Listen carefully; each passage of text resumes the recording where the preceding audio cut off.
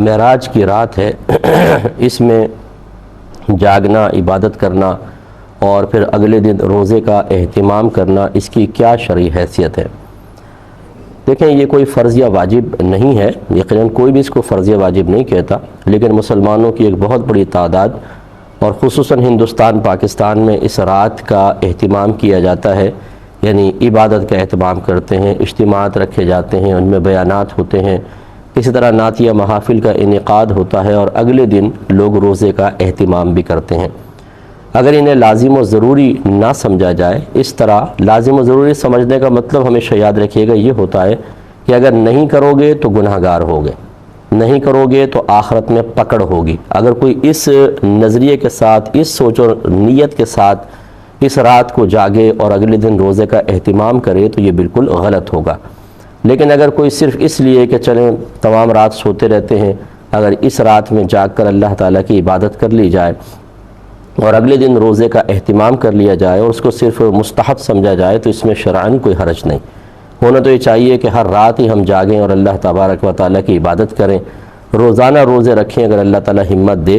لیکن یہ سب سے نہیں ہو سکتا تو کم از کم کچھ ایسی راتیں، خصوصاً رمضان کی راتیں اور پھر سال بھر کے اندر کچھ ایسی راتیں ہیں کہ جن میں اگر انسان انہیں فرض یا واجب، یعنی ان میں قیام، ان میں عبادت کو فرض، واجب، لازم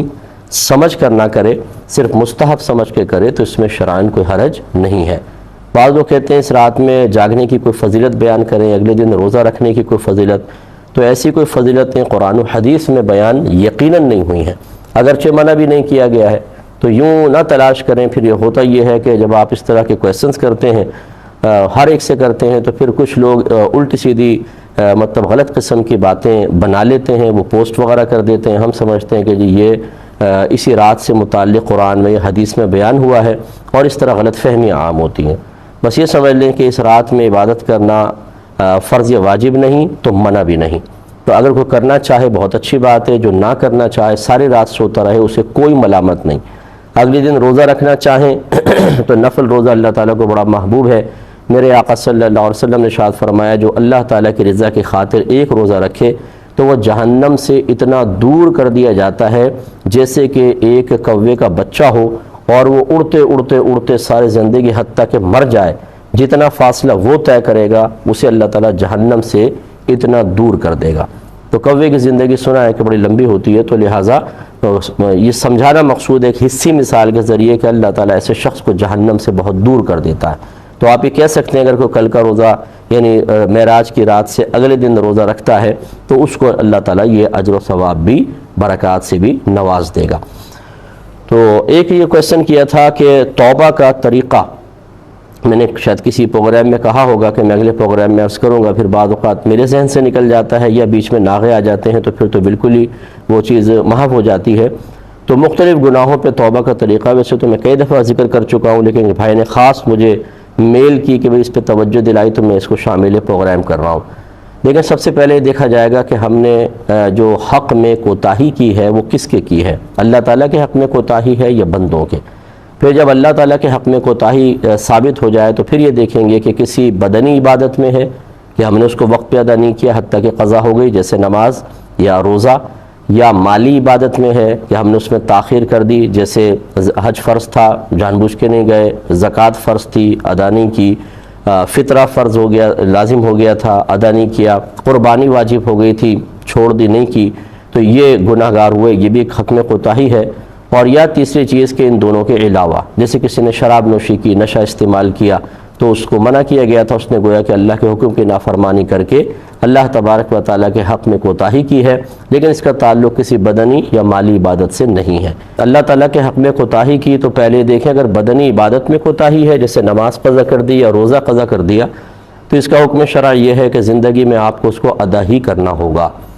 بدنی عبادت کوئی بھی کسی کی طرف سے نہیں کر سکتا، اور اگر بالفرض ایسی صورتحال آ جائے کہ انسان اتنا لاغر کمزور بوڑھا ہو جائے کہ ادا نہیں کر سکتا تو پھر اس کا فدیہ ادا کر دے۔ وہ نماز روزے کا تقریباً 100 روپے ایک نماز یا ایک روزے کا فدیہ ہوتا ہے، اور اگر وہ فدیہ بھی ادا زندگی میں نہ کر سکا تو پھر مرتے وقت اگر مال چھوڑ کر جا رہا ہے تو اپنے مال میں وصیت کر کے جانا واجب ہے کہ میرے اس مال سے روزوں کا فدیہ ادا کر دیا جائے۔ نماز کا بھی کر دیں تو بہت بہتر ہے، ویسے حدیث میں روزے کے فدیے کا ذکر ہے دلالت النص سے علماء نے نماز کے فدیے کی ادا کا بھی حکم ارشاد فرمایا ہے۔ دوسرا، اگر مالی عبادت میں کوتاہی کے مرتکب ہوئے ہیں تو آپ جانتے ہیں کہ مالی عبادت کبھی بھی قضا نہیں ہوتی ہے، اس کا وقت ساری زندگی ہوتا ہے، لیکن اس میں جس وقت ادا کرنا چاہیے اس میں تاخیر کرنے کی بنا پہ انسان گناہ گار ہوتا ہے۔ لہذا ایک تو اس تاخیر پر گناہ کی معافی اللہ تعالیٰ کی بارگاہ میں مانگنی ہوگی، اور پھر اس زکوٰۃ وغیرہ کو ادا بھی کرنا ہوگا حساب کتاب کر کے۔ اور یہ ہمیشہ یاد رکھیں کہ یہ جو اور اس طرح نماز قضا میں، روزہ قضا میں بھی اللہ کی بارگاہ میں توبہ بھی کرنی ہوگی، صرف ادائیگی کافی نہیں ہے۔ اور توبہ کا مطلب اس کی اصل شرط ہے ندامت، آدمی نادم ہو، شرمندہ ہو، پشیمان ہو، اس کی حالت سے بھی یہ چیز ظاہر ہوتی ہو، اور پھر دل میں پختہ ارادہ کہ آئندہ یہ گناہ کبھی بھی نہیں کروں گا، اور یہ ارادہ فقط اللہ تبارک و تعالیٰ کے خوف کی وجہ سے ہو۔ جب یہ شرائط جمع ہوتی ہیں تو پھر انسان کا گناہ معاف ہوتا ہے۔ اس طرح جو تیسرا ہے کہ نہ مالی عبادت نہ بدنی عبادت، ویسی کوتاہی کی جیسے شراب وغیرہ پی لی، اس میں فقط توبہ ہے۔ اسی طریقے سے کہ نادم ہو، شرمندہ ہو، دل میں پختہ ارادہ کرے اللہ کے خوف کی وجہ سے کہ آئندہ زندگی میں کبھی بھی نہیں کروں گا، تو بس توبہ مقبول ہے، اس سے گناہ معاف ہو جائے گا۔ پھر اسی طرح بندوں کے حق میں جب کوتاہی ہوتی ہے تو وہ بھی تین طرح کی ہوتی ہے، یا تو ہم نے کسی کو جسمانی تکلیف پہنچائی ہے، وہ روحانی تکلیف پہنچائی ہے، یا مالی تکلیف پہنچائی ہے۔ اگر جسمانی تکلیف ہے، مارا پیٹا ہے، ہاتھ کاٹ دیا، پیر کاٹ دیا، تو پھر سامنے والے کو آفر کرنا لازم ہے کہ آپ اسی طریقے سے مجھ سے بدلہ لے سکتے ہیں۔ دانت کے بدلے دانت ہوتا ہے، آنکھ کے بدلے آنکھ ہوتی ہے۔ اگر دنیا میں انسان اپنے آپ کو قصاص پر پیش کر دے، یہ بہت اچھی بات ہے، ورنہ پھر آخرت میں حساب و کتاب بہت ہی سختی کے ساتھ دیا جائے گا۔ تو اس میں ترتیب یہ ہے کہ پہلے اس سے معافی مانگے، اپنے آپ کو بدلے کے لیے پیش کریں، پھر اگر وہ معاف کر دیتا ہے تو بہت اچھی بات ہے، یا بدلہ لے لیتا ہے بالفرض، تو بدلہ اگر لیتا ہے تو پھر اللہ کی بارگاہ میں توبہ کرنی ہوگی، کوئی اگر اس کا بدلہ لینا یہ کفارہ ہو گیا آپ کی خطا کا، پھر اللہ کی بارگاہ میں توبہ کرنی ہوگی، کیونکہ ہر بندے کے حق میں کوتاہی اصل میں اللہ کے حق میں بھی کوتاہی ہے، کیونکہ اللہ تبارک و تعالیٰ نے بندوں کے حقوق کی ادائیگی کا حکم دیا تھا۔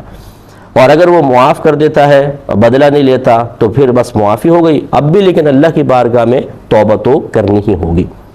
جو روحانی تکلیف ہے کہ آپ نے کسی پہ طنز کیا، کسی کو گالی بک دی، کسی پہ بہتان تراشی کی، کسی کے پرائیویٹ مسائل کو نکال کر جیسے آج کل سوشل میڈیا پہ ڈال دیا جاتا ہے، جو سخت حرام اور گناہ کبیرہ ہے، اور ہماری پوری مسلمان قوم، پوری سے مسلمان میں مبالغہ کر رہا ہوں، پوری سے مراد میری وہی ہے کہ جو سوشل میڈیا سے باقاعدہ وابستہ ہیں اور علم دین سے بہت دور یا علم دین کے قریب بھی ہیں لیکن ڈیڑھ ہوشیار ہیں، علماء کی اطاعت نہیں کرتے ہیں، وہ رات دن اس گناہ کبیرہ کے اندر لگے ہوئے ہیں۔ کسی کی بھی کوئی بھی بات آئی اور فوراً آگے پہنچا دی، اور اس طریقے سے روحانی تکلیف کا سبب بنتے ہیں۔ اس کا حکم بھی یہ ہوتا ہے کہ اس شخص سے جا کے معافی طلب کرنی ہوگی، وہ معاف کر دے تو بہت اچھی بات ہے، پھر اللہ کی بارگاہ میں توبہ کرنی ہوگی۔ لیکن اگر یہ دونوں معاف نہ کریں تو پھر اس کا ایک اور بھی مسئلہ ہے، وہ کرنا ہوگا۔ تو یہ توبہ کا طریقہ عرض کر رہے تھے، تو اگر جسمانی تکلیف پہنچائی ہے، اپنے آپ کو بدلے پہ پیش کرنا ہوگا اور اس سے معافی طلب کرنی ہوگی۔ بدلہ لے لے ٹھیک، اللہ کی بارگاہ میں توبہ کریں۔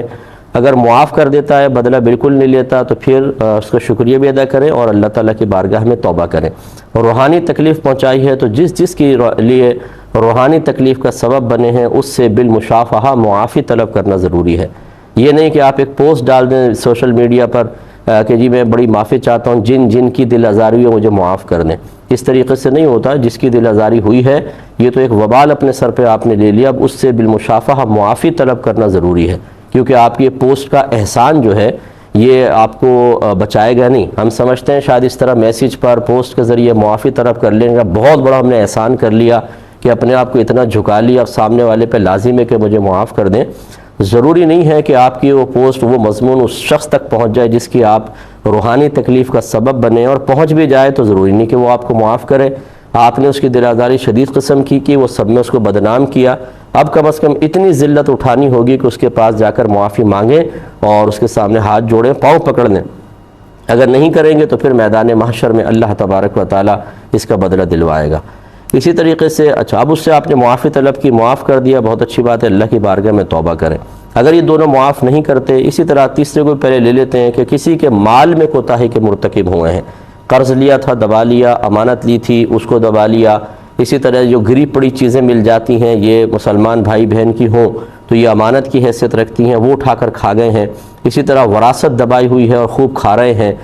یا کسی کے کاروبار پہ غصب کہتے ہیں، قبضہ کر لیا، کسی مکان پہ قبضہ کر لیا اور اس کو سیل آؤٹ کر کے اور خوب پیسہ کما لیا، تو ان تمام صورتحال میں اس شخص کو وہ تمام مال دینا لازم ہوتا ہے، واجب ہے کہ اتنا مال اس کو واپس کریں، اور اگر مال ادا کرنے پہ قدرت نہیں ہے تو اس سے معاف کروانے کی کوشش کریں کہ وہ معاف کر دے۔ اگر مال دے دیا پھر بھی اس سے معافی تو مانگنی پڑے گی، کیونکہ آپ نے اس کو اتنے عرصے تکلیف میں پہنچائی ہے، تو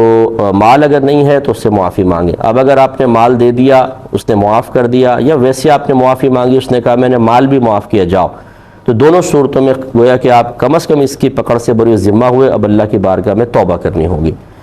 لیکن اگر ان میں سے یہ تینوں شخص راضی نہیں ہوتے، آپ معافی مانگتے ہیں تو وہ آپ کو معاف نہیں کرتے ہیں، جسمانی تکلیف والا بدلہ نہیں لیتا، روحانی تکلیف والا کہتا ہے میں بدلہ تو نہیں لوں گا لیکن تمہیں معاف بھی نہیں کروں گا، ایسی صورت میں یاد رکھیں کہ یہ نہیں کہ آپ اور اس کا گریبان پکڑ کے کہیں کہ اچھا نہیں معاف کرتا تو ایک اور تھپڑ کھا۔ جیسے ہمارا اکثر یہ اندر کا تکبر، کبھی کبھار ہم کسی کا بیان سن کے، کسی کی بات سن کے، کسی کی نصیحت سے مغلوب ہو کر تھوڑی سی ہمت کر لیتے ہیں، معافی مانگ لیتے ہیں، لیکن جب سامنے والا معاف نہیں کرتا تو اکڑ کر پھر ہم اس کے ساتھ نازیبہ سلوک اور طنز اور سخت لہجہ کر لیتے ہیں، روڈلی رویہ رکھتے ہیں۔ یہ شرعاً بالکل جائز نہیں۔ آپ کا کوئی احسان نہیں ہے اس سے معافی طلب کرنے پر، یہ اس کا احسان ہے کہ معاف کر دے، اور نہیں کرے گا تو بروز قیامت اس کو حق حاصل ہے۔ بعض اوقات اتنی شدید تکلیف انسان دیتا ہے اور معمولی طریقے سے معافی مانگ رہا ہوتا ہے، سامنے والا معاف نہیں کر رہا، تو ڈرنا چاہیے۔ تو اب اس کا صورتحال یہ ہے کہ آپ اس کے لیے خوب دعائے مغفرت کرتے رہیں، جو بھی نیکیاں کریں اللہ تعالیٰ کی بارگاہ میں دعا کرتے رہیں، اللہ تعالیٰ میرے اس نیکی کا ثواب اس شخص کو بھی پہنچ جائے، اس کے درجات کی بلندی کی دعائیں کریں، خوب دعا کرتے رہیں۔ امید ہے اللہ تعالیٰ کی ذات پاک سے کہ میدان محشر میں اللہ تعالیٰ اسے آپ سے راضی فرما دے گا۔